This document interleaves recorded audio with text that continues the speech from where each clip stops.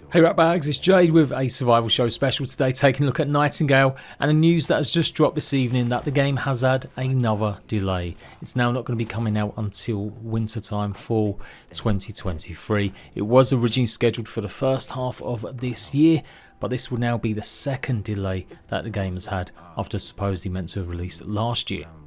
I'm not one to really be too upset about delays. A game's got to be done in the right way, otherwise we've all seen what happens with stuff like Cyberpunk or even most recently Redfall, although that may never have even improved even with another delay. That said, if it has any more, if it's going to be put back again to 2024, I think my excitement for this has waned a little and it will probably go down even more if there's any more delays. But that's testament to how much I've been looking forward to this game. I've been hailing it as the biggest game or survival game that I can see releasing this year or when it does come out. I've loved the mix of a co-op building survival crafting game set in a gas lamp fantasy vibe.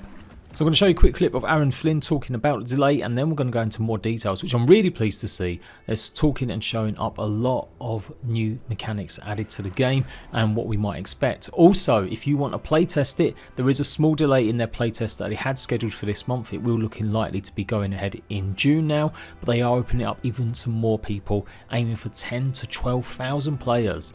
Apparently 50,000 people have already signed up, so you're not all going to get in, but hopefully more will be able to try it this time. All that and more details, let's go. The Survival Show. We've come to the decision to move our early access launch date to the fall of this year, which is spring if you're in the Southern Hemisphere. The reason for the release date shift is simple.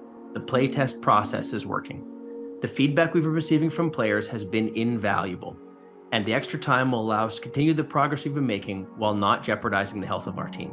There are a number of things we want to do with this extra time, from quality of life improvements like crafting bench animations, to tuning and progression and pacing, to continuing to work to make the realms feel as mystical and amazing as they can be. Over the next few months, we'll continue to prioritize playtesting and listening to community feedback, and we'll come back to you with an exact release date sometime later in the summer. So I cut it pretty short for brevity there, but they go on to list they're upgrading the Unreal Engine to 5.2, and it's all about being iterated on and getting feedback from the community. They did then reveal a bunch of stuff with their community manager Steph and their new community coordinator talking about the gameplay stuff and more info about the beta.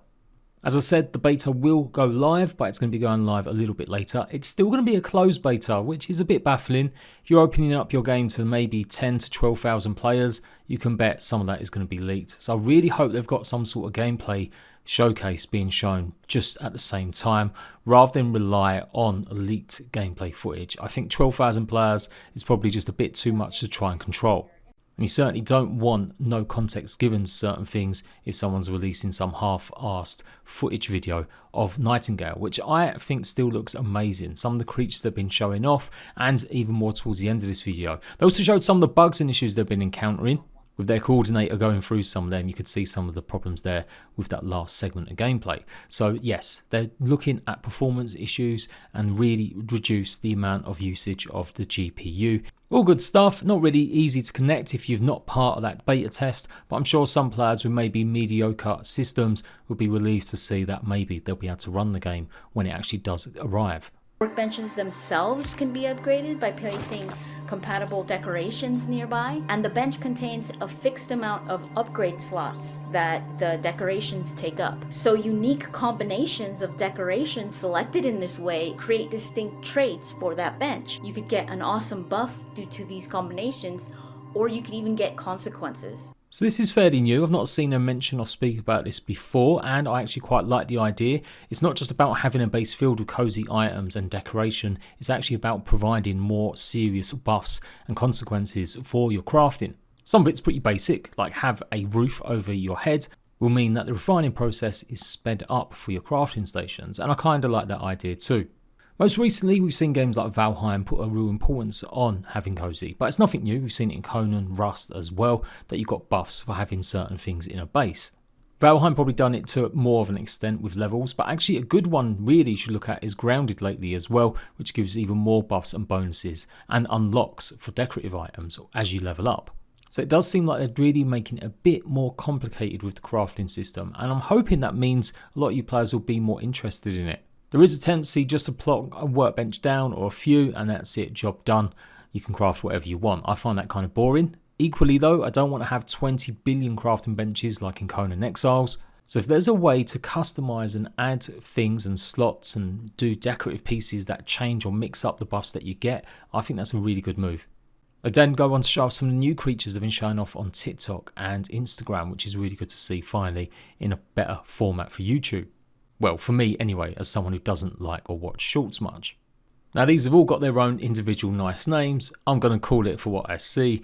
This is a nice colourful weird mongrel dog that can't apparently see, and it will sense you by its ears. We've got basically a lizard elephant here as well with some mighty tusks, and these are found in maybe the swamps or the deserts. And I kind of do like this. I think it's better to have more colourful, more exotic creatures, although not too exotic, than just boring deer and maybe tigers and stuff that we've seen in other games. Remember, it is meant to be more of a fantasy vibe going on with Nightingale. So apologies team if you end up watching this and I just don't even bother attempting to call them by their names. Once it's here, I'll be definitely more likely to. You saw there looking something like more cross between a dog and a rabbit. And then we've got a beetle and a good old-fashioned looking locust. And then finishing off with a scorpion-like creature. Looking like they've all got very different abilities though from the ones I mentioned, and maybe ways that they'll move around.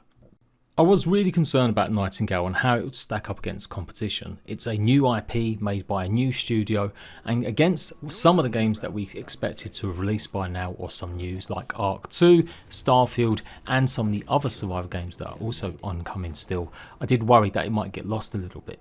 But with this delay, and a few other games also having problems and issues, I do feel like, yes, this could be actually a better time for the game to actually release. It's important that the quality is there of course, but timing is everything as well. Come the end of this year, there won't be Ark 2. I don't think the June MMO from Funcom is really going to be coming out this year either. No news about State of Decay 3 or many of the other big survival games. All the other small ones that were gaining lots of hype with lots of wish lists like Rooted and more, well they're certainly not going to be coming out this year either. So it may be a bit of a light summer, but with big updates for some of the biggest games like Valheim incoming as well. And more recently, the V-Rising Gloomrot expansion, which went live today. I think the summer is still probably a little bit packed with some of them smaller games, and I think that Nightingale could really clear up come the end of the year, with more polish put into it, more feedback from the beta where they've actually got months to address the feedback rather than just releasing it. I was starting to think this feedback beta was going to be more about just testing the servers since it was meant to be close to the release, but yeah, it does look like they really want to take feedback from them and actually work and iterate on what the players want. But as I said, I hope they kind of lift that idea of the closed beta or provide plenty of gameplay footage so you guys don't necessarily see something pretty rough and horrible.